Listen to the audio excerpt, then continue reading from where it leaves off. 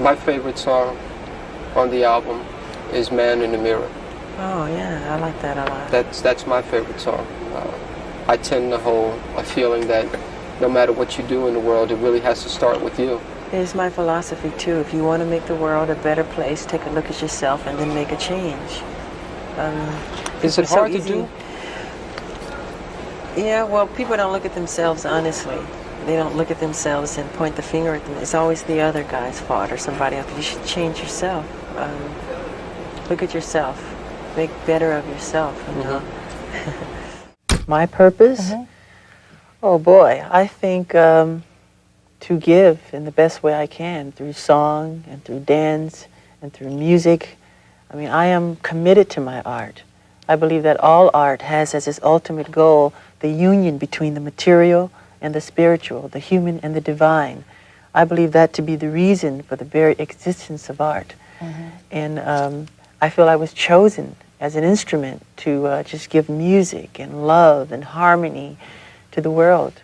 I remember having the guys go back in and create more innovative, because we don't, this is our thing, we don't put a lot of sounds on the album that are sounds from keyboards that are, you know, pretty much programmed into the machine. Go out and make our own sound. Hit on things, we beat on things, so nobody can duplicate what we do. We make them with our own hands. We find things and we create things, and that's the most important thing to me, to be a pioneer, be an innovator. Okay.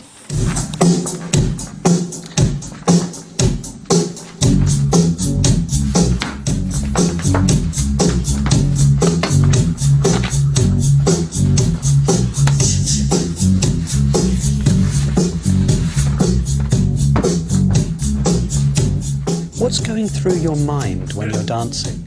Not thinking. Thinking is the biggest mistake a dancer could make. You have to feel.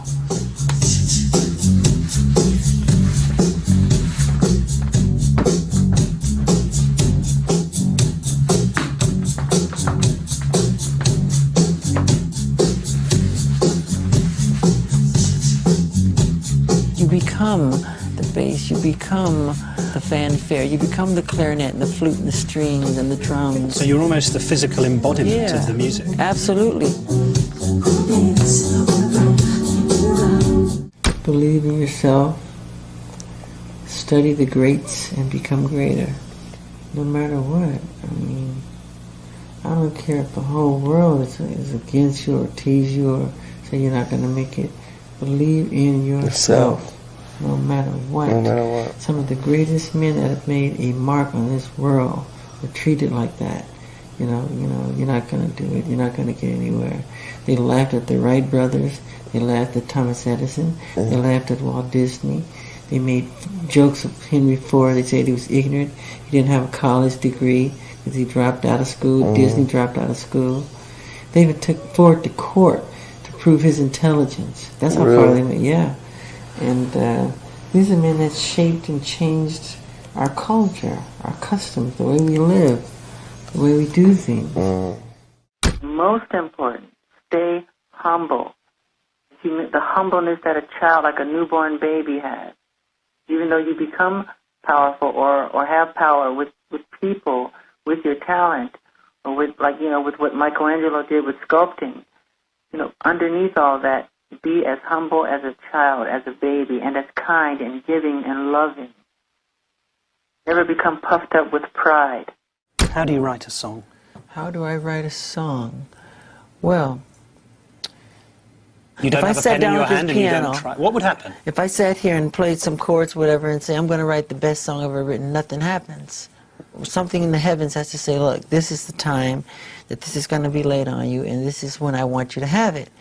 Now, I remember when I wrote Billie Jean, I was riding in my car down Ventura Boulevard. All I said to myself beforehand, I want to write a song with a great bass hook, you know, and I just let it go, really. And then several days later, you know,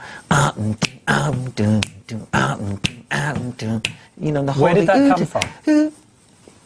From above. So, really did. okay, you were singing the bass line. Sing that again, and then what happened? How did you get the other instrumentation and the composition? How did it work? See, the thing is, artists seem to get in the way of the music. Get out of the way of the music. You know, don't write the music. Let the music write itself. I think with any type of creation, you create what's inside of you. Subconsciously, what influences you. I'm a fantasy fanatic, and anything that took you off into another world, escapism, that's what I like. I'm not so crazy about the reality of everything. I like a lot of fantasy, and that's what I try to create.